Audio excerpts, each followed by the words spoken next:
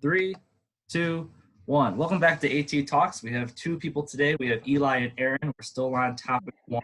That's just a quick introduction and how you became the athletic trainer you are today. So Eli's going to go first. Yep. All right. What's up, guys? Thanks for the introduction, Thomas. I appreciate you putting this together. So basically with my story, just kind of give you a quick little summary. Becoming the athletic trainer I am today started off just kind of in college, actually. I didn't really know what I wanted to do in college. I bounced around a lot of different majors, but, you know, I was an athlete like most of us at some point. I'm sure we're all athletes and we get injured and we kind of go through the rehab process and everything. And so I was actually a business major beforehand, and then just through injuries and being part of athletic training got me interested in athletics and athletic training in general. So I decided to pursue that and, graduated, did a GA ship when GAs were still a thing, as now they're becoming a little bit fizzled out. But GA ship was a rough life, but also good. And then after my GA ship, I spent some time, a few years in the NFL, working football, which was, a really good and exciting experience. Taught me a lot, bouncing around from different teams. And then I ended up also doing some PRN, like contract work with Brazilian Jiu-Jitsu athletes out in LA and Las Vegas area. So kind of a unique setting. A lot of fun, really good experiences, a lot of really awesome people. That's one thing I love about athletic training is just the amount of people you get to meet and kind of connect with. Kind of all over the world, you know what I mean? Like it's, I think it's really unique profession in that sense.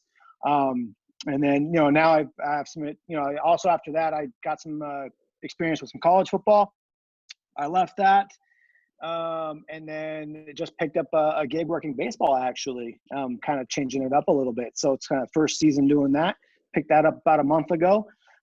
Been doing that since, and it's been good. Still kind of figuring out my place in this world with athletic training. My goals have changed from my first year as an athletic trainer until now. Goals and things are always changing with your life, and so that's pretty much kind of where I'm at, what I've been through, and been loving it so far, and kind of see what the future holds. Well, thank you for sharing your story. Absolutely. What do you got for us? No, me? Yes. Oh, you're on deck, Aaron. You're on deck. Oh, man. God. Put me on the spot there. I can keep going if you want me to. No, you're good. No. So kind of like Eli said, I played high school sports all my entire life, and then I actually ended up playing 2 years of collegiate basketball as well. I was always getting hurt during high school, so I missed quite a few practices and games. I hated the feeling of missing practices and games. So I once, senior year came around of high school, I'm like, I want to do something where I can help people out and not miss games or miss practices just due to injuries. Crap. Sorry about that.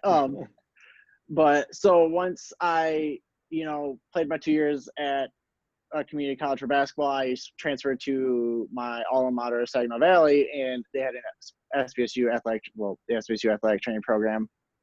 And once I joined it, I absolutely just fell in love with it. I love being around the sports, being able to help people, and just provide for everyone that is in need.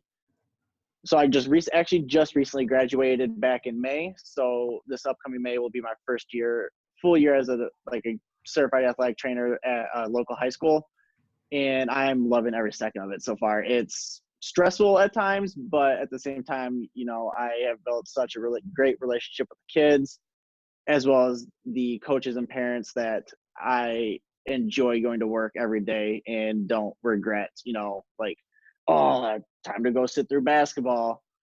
I make that joke with my kids though, but just because,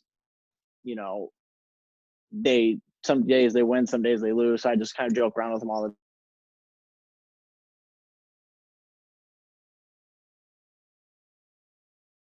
guys sit there, and that I love them deeply. That's awesome. That's awesome, man. Anything else you want to add to that? Or is that good? That's pretty much it. I don't have much story background, okay. Just because so I just recently Saginaw Valley, that's Dr. David Barry, right? Oh, yes, David Barry. DB! Yeah. I know DB as well. This is awesome! No, so fun fact. Big beard. Fun fact, real quick. DB was at Weber State a long time ago. Yep. And I was actually like, he was like one of my first professors, but then he left and went to Saginaw State. And so I only had him for a semester. He was my favorite teacher then. He still is now, but he left us. Yeah. He always crazy. talks about Weber State and Utah, being out in Utah and everything. We're like, dude, like, Yeah, that's where we're I in did my Michigan undergrad. now. Yeah. Yep. Oh, Eli, what's your last name? Kassab. Kassab. All right, I'll have to text him and be like, hey, do you remember an Eli Kassab? He better. I remember he sat on my lap during class one time. Okay, it was anyway, not like that. You know what I mean? Yeah. But, No, yeah. he better remember. We bonded in class. Dude, so when I took the modalities, he used like the E-stim on my quad, and he always picked on the guys, and he goes, yeah, he's like, this is what you want. He's like, a minor contraction. And he's like, this is what you don't want, and crank the E-stim unit all the way up.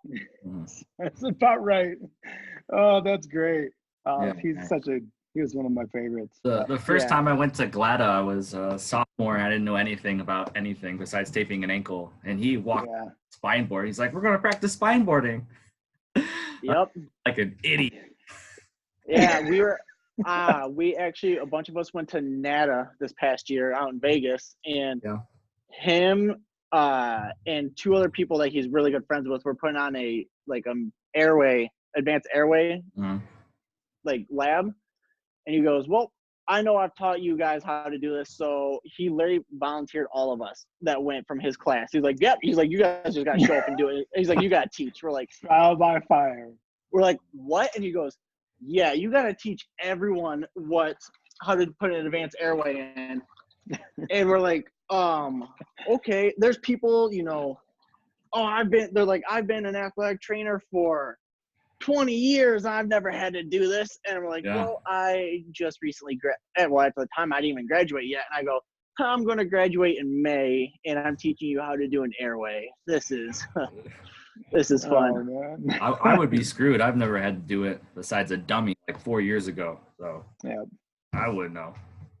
Yeah, but it's funny though that you guys know DB, because I mean that's what we still call him DB. My best friend and I still joke about him all the time. Oh, that's awesome. Yeah, he's grown out his beard pretty. It's big. Oh yeah, it's intense. That wasn't the case when he was. I mean, I met him. This was an undergrad for me. This was back in. I'm dating myself now, but like 2010. Yeah, 2009, 2010, something like that. There was one Halloween we went. My entire class went as him for Halloween. We had the jeans, the polo, and we had made fake beards and everything. I had coffee cups. That's hilarious. Well, I appreciate you guys spending some time and coming on here and just introducing yourself and how you became the athletic trainer you are today. Next week, the second topic, I put a vote out, but it's overwhelmingly burnout. So I'm going to ask you guys to come back and talk about burnout. Okay. If you've ever experienced or like prevention, like, hey, I was there, recommend stuff like that. Try to keep it positive. Yeah.